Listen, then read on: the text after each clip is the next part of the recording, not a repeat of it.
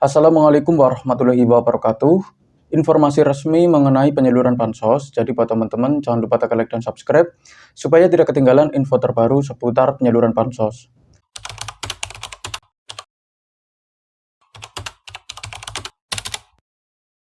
Nah, oke, kita langsung saja ke informasi yang pertama ini. Ini penting banget untuk saya sampaikan ya.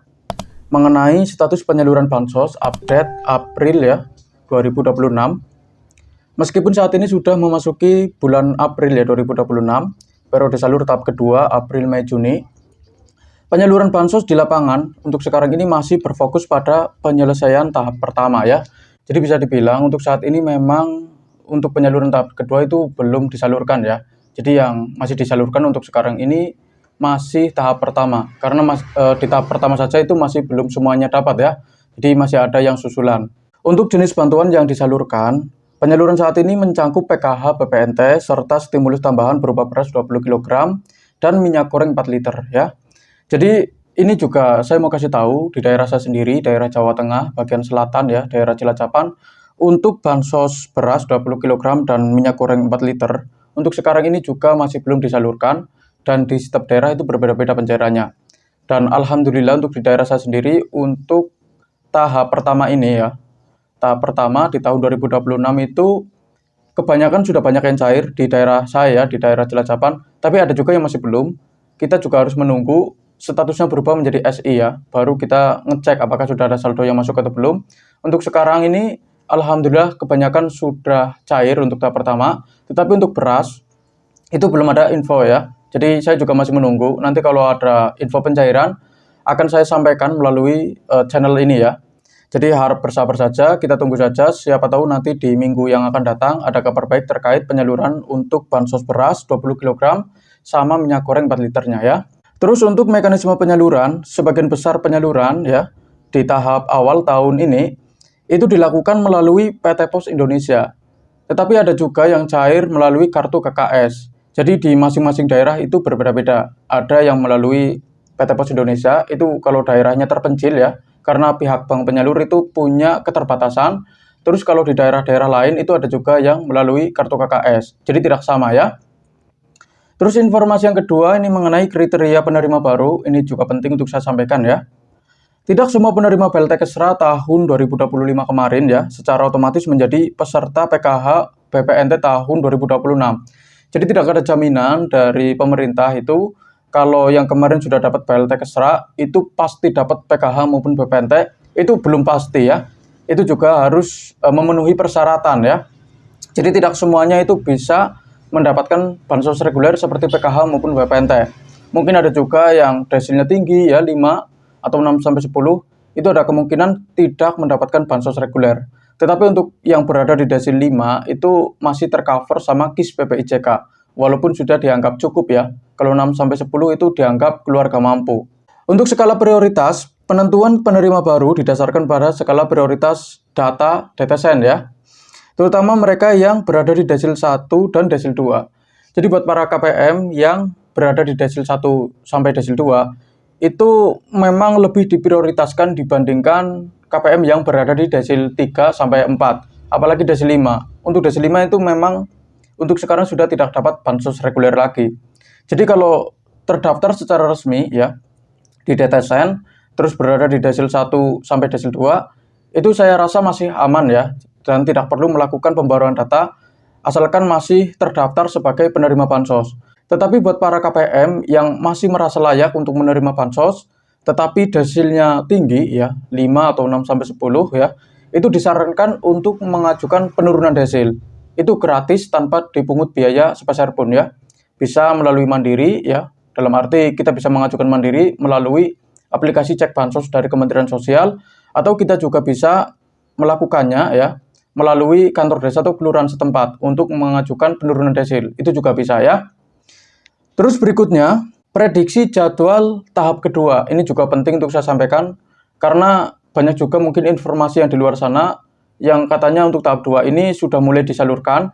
Tetapi kita perlu ingat ya, untuk sekarang ini memang yang masih dalam tahap penyaluran itu susulan tahap pertama. Karena banyak juga KPM yang sekarang ini tahap pertamanya masih belum cair ya. karena statusnya di SIKNJ itu belum berubah menjadi Standing Instruction atau SI. Kita harap sabar, tunggu sampai statusnya berubah menjadi SI, habis itu kita bisa langsung ngecek ya, mau 3 hari sekali maupun seminggu sekali itu juga boleh. Terus untuk prediksi jadwal tahap 2 ya, penyaluran tahap kedua dijadwalkan pada triwulan kedua April sampai Juni 2026 ya. Dana akan didistribusikan melalui Bank Himbara, BRI, BNI, Mandiri, BTN, sama BSI, dan PT Pos Indonesia. Hingga video ini dibuat ya, data final closing di aplikasi SIKNJ belum berubah ke tahap yang kedua, hingga prosesnya masih menunggu pembaruan sistem. Jadi untuk sekarang ini memang yang masih dalam tahap penyaluran itu susulan untuk tahap pertama. Jadi untuk tahap kedua itu belum disalurkan. Jadi harap berhati-hati kalau ada informasi yang bilang katanya untuk tahap kedua itu sudah cair, karena di SIKNJ itu belum berubah ya, masih periode salur untuk tahap yang pertama. Terus berikutnya ini mengenai sifat bantuan yang tidak permanen ya. Bansos bukan hak selamanya. Status kepesertaan bersifat dinamis dan tergantung pada hasil pemutahiran data berkala ya. Jika data KPM terdeteksi tidak lagi memenuhi kriteria atau komponen, bantuan dapat diputus meskipun sebelumnya sudah menerima selama bertahun-tahun. Jadi walaupun sudah bertahun-tahun pun sudah dapat bansos, itu tidak ada jaminan kalau di bulan yang akan datang itu masih bisa cair bansosnya ya. Karena bansos itu bukan hak selamanya, jadi bisa berpindah-pindah ya. Asalkan data yang di pusat itu masih padran ya, dan KPM tersebut masih layak, ada kemungkinan itu masih bisa terdaftar sebagai penerima bansos. Tetapi kalau sudah tidak layak, mungkin statusnya itu sudah berubah ya, status ekonominya, terus penghasilannya juga meningkat, ada kemungkinan secara otomatis itu akan berhenti ya, atau sebagian juga ada yang tereksklut. Jadi perlu diingat kalau bansos itu tidak selamanya bisa cair dan tidak semua orang itu bisa mendapatkan bansos ya. Karena itu juga didasarkan pada kebijakan pemerintah. Itu yang perlu diingat. Dan bagi para KPM yang statusnya sudah berubah menjadi SI di SIKNJ ya, dan tinggal di daerah-daerah yang nanti akan saya sebutkan, disarankan untuk ngecek siapa tahu sudah ada saldo yang masuk ya, karena tidak ada laporan resmi mengenai kapan saldo itu masuk ke kartu KKS ya. Jadi silakan untuk teman-teman dari daerah Aceh ya, Gayo ya, itu silakan dicek bagi yang sudah SI, siapa tahu sudah ada saldo yang masuk ya. Itu yang pertama dari daerah Aceh. Terus yang kedua dari Berau, Kalimantan Timur, ini juga disarankan untuk ngecek bagi KPM yang sudah SI. Kalau baru berhasil cek rekening atau baru SPM itu masih menunggu sampai statusnya berubah ya. Kalau belum berubah menjadi SI itu jangan sering-sering ngecek ya. Ini buat yang sudah SI, diharapkan ngeceknya itu 3 hari sekali maupun seminggu sekali juga boleh ya. Ini dari Kalimantan Timur. Terus berikutnya dari Bali ya, dari daerah Bali. Mungkin teman-teman juga banyak yang sekarang itu masih belum cair.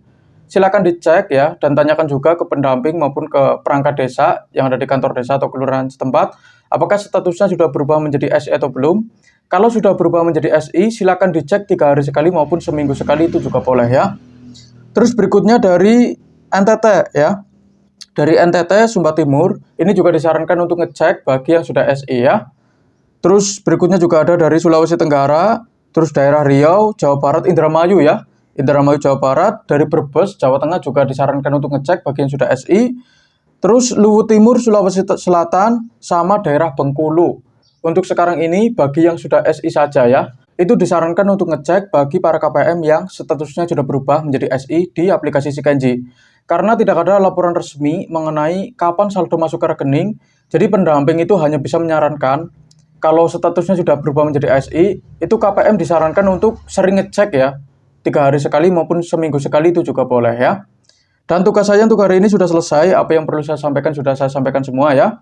Ini yang pertama mengenai status penyaluran bansos ya, update April 2026. Terus yang kedua mengenai kriteria penerima baru. Dan yang ketiga ini mengenai prediksi jadwal tahap yang kedua. Ini sudah saya sampaikan semua ya. Sekian dari saya. Terima kasih sudah menonton video ini sampai habis. Jangan lupa like, komen, dan subscribe. Kita berjumpa lagi di video berikutnya. Wassalamualaikum warahmatullahi wabarakatuh.